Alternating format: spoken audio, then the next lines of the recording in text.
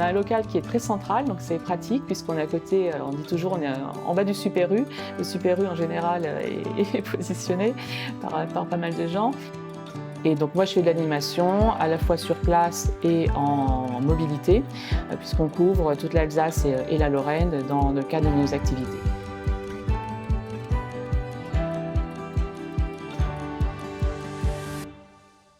Quoi ta première question? C'est bon, comme on se connaît, je te tutoie. Bonjour Valérie, Bonjour David. merci de nous accueillir. Tu peux te présenter en quelques mots? Alors, donc Valérie de Graines de Tech. Donc je suis ingénieure informatique de formation, mais ici on est dans le cadre de mon activité Graines de Tech, qui a commencé il y a presque 10 ans. On va fêter les 10 ans l'année prochaine, qui est une activité Enfin, on accompagne les jeunes de 4 à 104 ans, également les parents, les acteurs de l'éducation, dans la maîtrise du numérique en s'amusant. Ton activité de manière générale, ça, c'est quoi? Si tu avais à peindre en quelques mots ce que tu fais. Dans le cadre de Graines de Tech, déjà on est une petite entité, on est 3 personnes. Donc il y a quelqu'un qui est avec moi pour faire de l'animation et préparer donc toutes les ressources et les animations, mais également toute la partie communication autour des animations. Il y a quelqu'un qui fait également de l'administratif. Et donc moi je fais de l'animation à la fois sur place et en mobilité, puisqu'on couvre toute l'Alsace et la Lorraine dans le cadre de nos activités. Donc les activités, c'est à la fois des activités directement pour le grand public, donc des jeunes, je disais entre 4 et 104 ans, donc on couvre vraiment toutes les tranches d'âge, qui se déplacent ici sur place, on est à Saverne. Qu'est-ce qui a déclenché en fait ton envie de lancer cette activité? Alors c'est vraiment une question d'opportunité. Puisque donc moi je suis à mon compte depuis 2013 en tant que service conseil aux entreprises dans l'informatique. Et donc parmi les entreprises auprès desquelles j'intervenais, il y a une entreprise qui a renouvelé son parc informatique. Alors c'était pas énorme, c'était 4 ordinateurs portables, 4 ordinateurs fixes. À l'époque, ma fille était en périscolaire et la personne qui s'occupait de chercher des intervenants était à manque d'intervenants. Et donc c'était une boutade initialement. Oh, bah, je récupère des ordis, je pourrais leur enseigner l'informatique. C'est là que j'ai trouvé un local à Saverne et que j'ai pris pour pouvoir continuer ces activités. Et donc initialement pour les enfants. Et c'est là que des seniors sont venus avec cette demande, ce besoin de prendre en main le numérique, qui fait qu'on a donc élargi le public de 4 à 104 ans petit à petit avec des activités diverses et variées. Pourquoi Saverne? Déjà parce que je vis pas loin, donc c'est forcément la proximité qui est intéressante. Et puis Saverne, donc il y a à la fois du public, puisqu'on a des écoles, donc de la maternelle jusqu'au bac, un petit peu après, mais pas trop. Donc il y a plusieurs collèges, plusieurs lycées et des écoles primaires, donc qui sont une partie du public. Comme je l'ai découvert une fois qu'on s'est installé, on a aussi du public adulte et senior qui est aussi présent et qui est venu de lui-même, ce public-là. Donc Saverne, ça fait un bon mix de ruralité et pas si loin du monde urbain. Donc il y a beaucoup de public par rapport à ce qu'on propose. Tu travailles en collaboration avec la ville de Saverne ou ils sont au courant de ton activité? Oui, alors on a travaillé avec plusieurs des services de la ville. Donc on a le CCAS qui est donc s'occupe entre autres des seniors. Donc on a eu tout un cycle d'activités donc avec les seniors pour la prise en main du numérique.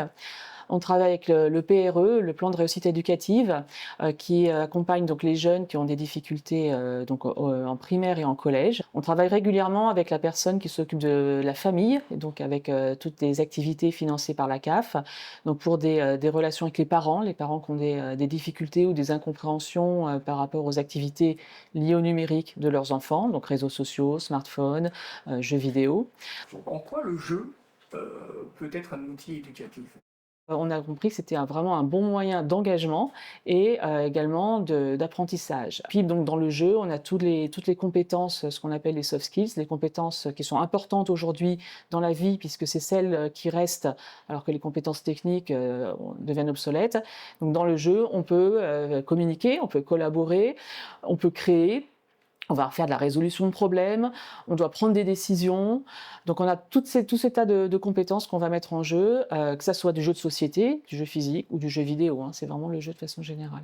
Par exemple, il y a une mission locale donc, qui accompagne des décrocheurs entre 16 et 25 ans, qui est venue nous voir et on a donc développé des activités, on valorisé les compétences développées en jouant aux jeux vidéo, qui sont des activités que font les décrocheurs. Alors, donc les décrocheurs, c'est le mot commun, mais on appelle ça les nets, qui n'ont ni emploi, ni formation, ni éducation en cours, et donc qui sont à la maison et qui ont tendance à jouer pour s'occuper, et souvent c'est dévalorisé par l'entourage qui ne connaît pas, alors qu'il y a énormément de compétences qui sont développées et qui sont utiles dans le monde professionnel. Si un jeune te demandait conseil sur la filière à suivre pour travailler en numérique plus tard, tu lui conseillerais quoi? Les jeunes qui sont aujourd'hui à l'école ou au collège, quand ils vont arriver sur le marché du travail, vont faire un métier, 70% de ces métiers n'existent pas encore. Donc on ne peut pas les préparer au métier, donc on ne peut que les préparer à ce qu'ils pourraient y trouver. Et donc pour ça, on fait des expériences, des activités. Donc par exemple, on a une activité qui mêle de la réalité virtuelle, du pixel art, en collaboration, pour qu'ils expérimentent quelque chose d'agréable, qu'ils créent, ils font de la résolution de problèmes, ils font de la communication, de la collaboration, donc on revient à ces soft skills, et leur montrer que c'est à portée de main, et leur donner envie. As-tu une anecdote à nous partager? Pourquoi 104 ans? Parce qu'il n'y a pas eu de surprise sur l'âge que je parle de jeunes de 4 à 104 ans, ça fait toujours sourire quand j'en parle. Et est-ce que j'ai déjà eu quelqu'un de 104 ans?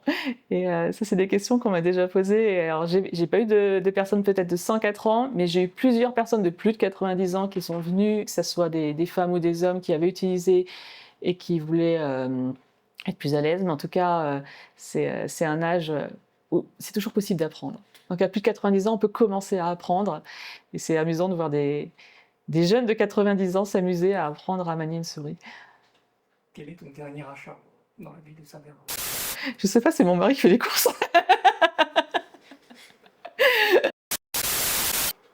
Tu as une recommandation pour nous pour qu'on interviewe au prochain commerçant? Team Coiffure qui est juste de l'autre côté de la rue par rapport à chez moi, est là depuis un bout de temps à Saverne et a tout un parcours aussi qui peut être intéressant à aller évoquer. C'est très différent de mon activité. Quelle est ta recommandation culturelle? Si je sors sur l'actualité, je recommande de regarder le documentaire d'Inoxtag. Il y a vraiment tout un aspect à la fois technique et à la fois humain qui est vraiment intéressant, je trouve, autour de ce documentaire. On a l'habitude de poser une série de questions comme ça, décontractées, qui sortent un peu de ton activité. Et la première, c'est quel est ton mot préféré? Moi, personnellement, c'est apprendre.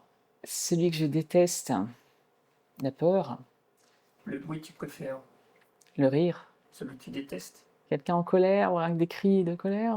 Ton groupe de musique préféré? Oh, il y en a plein que j'aime bien. Je vais remonter à mon enfance, ça va faire boomer, mais U2, Ta couleur préférée? le vert. T'as un chiffre fétiche? On dit que le 7, je crois, a toute une symbolique. Les mers ou montagne? Peut-être la montagne, Ton plat préféré? les ribs. Souvenir des États-Unis. Ta couleur préférée? J'ai déjà fait ça, vert. Merci beaucoup Valérie pour le temps que tu nous as accordé et puis pour la discussion quand même, c'était un réel plaisir. Merci à vous deux et j'espère que vous avez pu découvrir l'activité, y compris mon mari, et que ça donnera envie à d'autres.